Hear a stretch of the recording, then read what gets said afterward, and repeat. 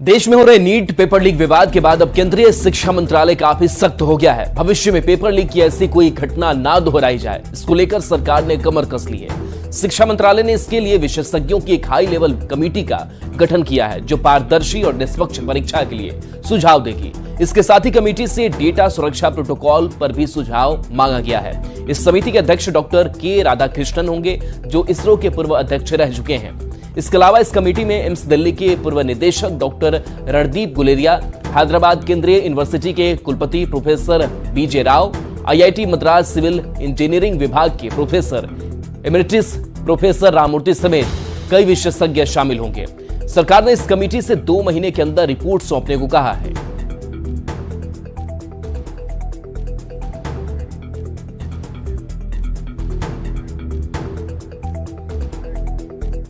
RJD नेता तेजस्वी यादव 15 अगस्त के बाद बिहार की यात्रा पर निकलने वाले हैं। तेजस्वी की यात्रा पर सियासत तेज हो गई है। आरजेडी ने कहा कि इस यात्रा के जरिए महंगाई, विकास, युवा और आरक्षण का मुद्दा उठाया जाएगा। कांग्रेस ने भी तेजस्वी यादव की यात्रा का स्वागत किया है। इधर बीजेपी ने कहा है कि यात्रा के जरिए तेजस्वी यादव लोकसभा चुनाव में मिली प्रचंड हार की समीक्षा करेंगे। तेजस्वी यादव जी जो बिहार का दौरा करने जा रहे हैं, वो लोकसभा में अपने प्रचंड हार का समीक्षा करने जा रहे हैं कि किन कुकर्मों के कारण हम जो है लोकसभा में इस तरह से बुरी तरह से हारे हैं। और ये उम्मीद पाल करके रखे थे ज्यादा, लेकिन जनता ने इनको नकार दिया। वो यात्रा पर निकलेंगे महंगाई के सवाल पर, यात्रा पर निकलेंगे बिहार के सर्वांगीण विकास के सवाल पर, बिहार को विशेष राज्य का दर्जा मिले, विशेष पैकेज मिले और 75% आरक्षण की व्यवस्था जो बिहार में महागठबंधन सरकार ने की थी, उसको जिस तरह से पिछले दरवाजे से छीनने का प्रयास किया गया।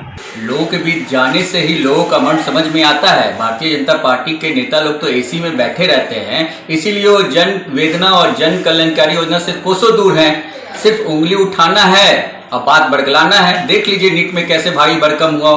भारतीय जनता पार्टी के किसी नेताओं के कान में जू तक नहीं रही।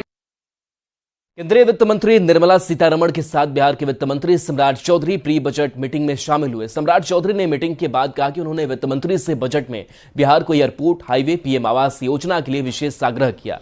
बिहार को मनरेगा में पैसे मिले, इसके लिए भी अपील की गई है। वित्त मंत्री ने कहा कि बिहार में 4 एयरपोर्ट स्वीकृत हैं और हम बिहार में 5 और एयरपोर्ट चाहते हैं। बिहार के सभी प्रमंडल में एक एयरपोर्ट का निर्माण हो। वित्त मंत्री जी से आग्रह किया है कि बिहार को बजट में जो एयरपोर्ट्स हैं, हाईवेज हैं, प्रधानमंत्री आवास योजना है, उसका 1 नेशन 1 टैरिफ, इन सारे